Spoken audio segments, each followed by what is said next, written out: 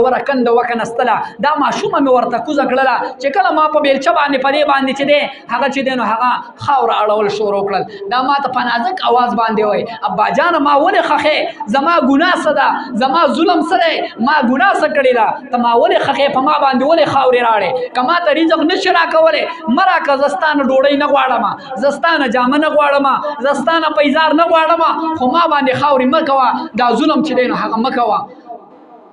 ما مه دفن کوه په دې خاوره کې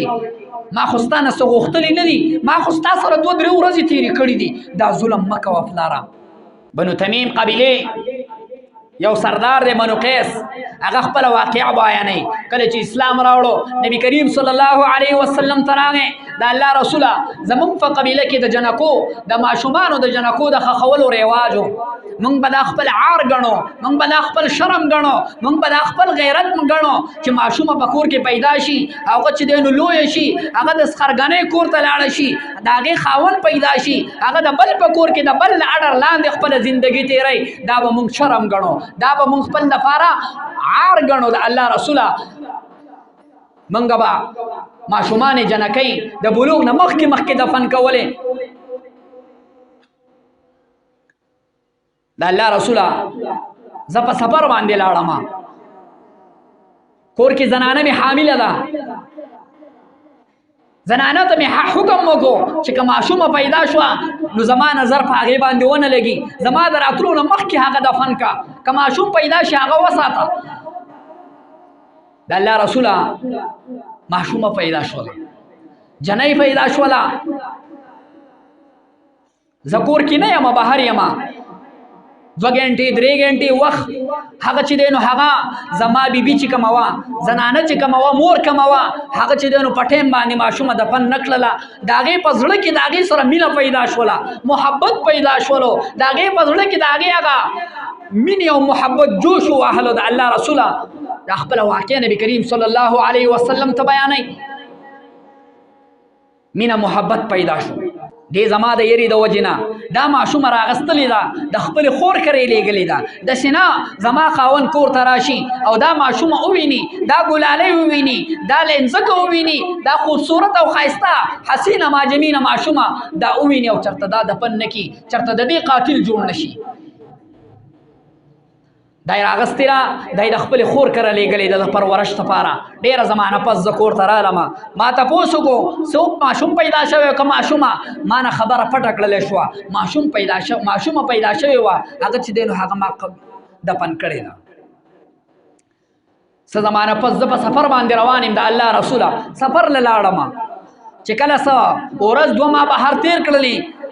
کور کې ما زنانه چې کوم دی هغه زیل نه خبره راله خاوند مې هسې هم په سفر باندې تللی دی زه دا ماشوم خپل کور ته راوغواړم ځکه چې د خپل زړه هغه سترګې په دې باندې یخې کړم خپلې سترګې خپله مینه محبت د هغې سره وکړم ما دا ماشوم خپل کور ته راوبلله یو څیز رانه هیر شوی دی په هغې پسې راواپس شوم کور ته چې رانه راوتم ماشومه مې ولیدله حسینه خوبصورته ښایسته ګوډۍ هغه مې ولیدله کله یو ځای ته منډه وهي کله بل ځای ته منډه وهي د الله رسوله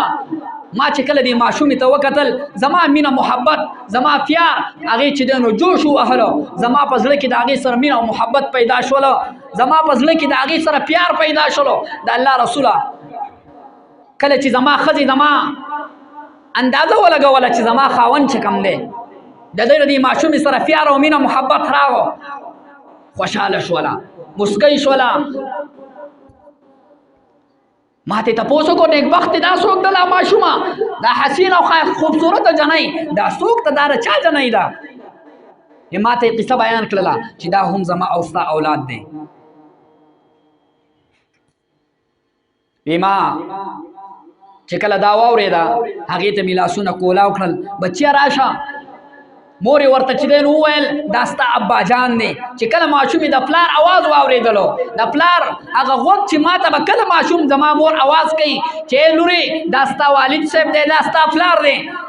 دا اواز کولو سره هغه لاړه زمانه چې دی نو لاسونه یې راتاو کړل کله چې دی نو ما ته ابا جان وایي کله راته بابا جان وایي کله راته ابا وایي او کله راته ابو وایي زمانه یې لاسونه راتاو کړل د الله رسوله ما هم د هغې نه لاسونه راتاو کړل د ما مینه او د ما محبت هغې جوش وهل او زه نور په ځان باندې نه پوهېدلم د الله رسول ته نبي صلی الله علیه وسلم ته خپله واقعه بیانوي نبی کریم صلی الله علیه وسلم صحابه کرام جماعت کې ناست دي دا واقعه د هغه نه اوري په دې کې د الله رسوله ورځې تېرېدي دا به کله یو ځای ته منډې وهلې خوږې خوږې ښایسته خبرې به یې کولې کله به ما ته را منډې وهلې زما سره به یې خبرې کولې دا به د ګوډۍ په شان دی په دې کور کې چې دی نو ګرځېده د الله رسوله خو ما ته به یو عار یو شرم محسوسېدو ما ته به دا خبره شیطان را مخې ته کړله چې داسې نو سبا دا ماشومه رالویه شي او دا د خاوند د کور ته لاړه نه شي دا به د بل سړي سره چې دی نو هغه څرنګې وخت تېری د بل له اډر لاندې به څرنګې وخت تېری د بل په کور کې به څرنګې وخت چې دی هغه تېری دا به د بل سره په یوه بستره باندې څرنګې سملې د دې خبرې عار زما په زړه کې موجود و دا شرم دا زما په زړه کې موجود و ما خپلې ښځې ته وی چې دا ماشومه تیاره کړه زه چې کوم دی نو یو واده له چې دی نو هغه به وځمه دا ماشومه چې دی نو په ښکلې طریقې سره ښځې چې دی نو هغه تیاره کړله ښایسته جامې ورته واغوستولې سترګې یې وله تورې کړلې نکریزه یې ورله فورې کړه ښایسته جامې او ښایسته څادر یې ورته فسر کړلو ماشومې چې کله واورېدل د پلار سره په چکر باندې روان یم کله زما نه مخکې کېږي او کله زما نه وروستو کېږي کله زما لاس نیسي او کله زما چې دی لمن نیسي او ما ته په خوږ اواز باندې وایي ابا جانه مونږ له چا کره ځو مونږ چېرته روان یو هغې ماشومې ته څه خبر دی هغې ماشومې ته څه خبر دی چې زما ظالم پلار زه چېرته روانه کړې یم زه بې ګناه ګوډۍ هغه زه چېرته روانه کړې یم انسان جنګل ته خوشي ځنګل ته ورسېدلم هلته مې لا ماشومه کېنوله د الله رسوله کنده کنستل مې شروع کړلو جوره کنده مې وکنستله په دې کې چې دی نو دا ماشومه راځي ما ته وایي ابا جانه په دې خوشي ځنګل کې دا کندې څه ده کنې د دې کندې کنستلو مقصد او غرض ستا څه دی دا کنده ولې کنې ستا چې دی نو په ګیره باندې دوړه لګېدلې ده ستا جامې چې دی نو هغه په دوړه باندې سخا شولې خپل څادر چې دی نو هغه راخلي زما د ګیرې نه چې دی نو هغه دوړه چې دی نو هغه لرې کوي هغه پاکوي زما د جامو نه چې دی نو هغه دوړه چې دی نو هغه سڼ وهي زما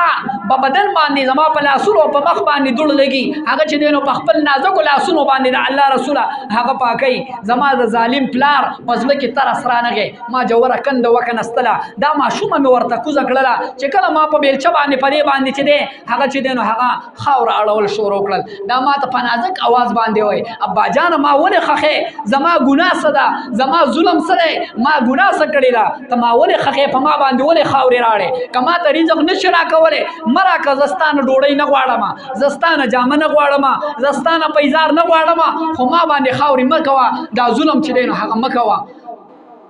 ما مه دفن کوه په دې خاوره کې ما خو ستا نه څه غوښتلي نه دي ما خو ستا سره 2-3 ورځې تېرې کړي دي دا ظلم مه کوه پلاره ما ظالم د هغې خبرو ته هغې چې دی نو هېڅ خیال ونه کړلو ما ظالم د هغې زما په زړه کې د هغې لپاره څه قسمه ترس را بیدار نه شولو هغه لګیا ده په دغه نازک اواز باندې خبره کوي او زه چې دی نو په خپل کار کې لګیا یم په هغې باندې خاورې دفن کوم دا ما ډوبه کړله د دې هغه نازک اوازونه زما په زړه کې اوس هم لکه د ارې غوندې کې هغه نه نوځي نبی کریم صلی الله علیه وسلم دا واقعه اوري صحابه کرام دا اوري نبی کریم صلی الله علیه وسلم جاړي د سترګو مبارکونه چې دی نو هغه په اوښ کې چې دی نو هغه بهیږي ګریوان د نبی کریم صلی الله علیه وسلم لمدیږي او بیا نبی کریم صلی الله علیه وسلم فرمایي دا خو ډېره سنګدلي ده دا خو ډېره زړورتوب دی او بیا نبی کریم صلی الله علیه وسلم فرمایل چې په کوم انسان کې رحم نه وي کوم یو انسان په انسان باندې رحم نه کوي الله رب العالمین به په دې انسان باندې رحم نه کوي دا د جاهلیت د زمانه هغه رسم چا ختم کو دا شریعت محمدی ختم کو دا جناب محمد رسول الله صلی الله علیه وسلم او قرآن ختم کو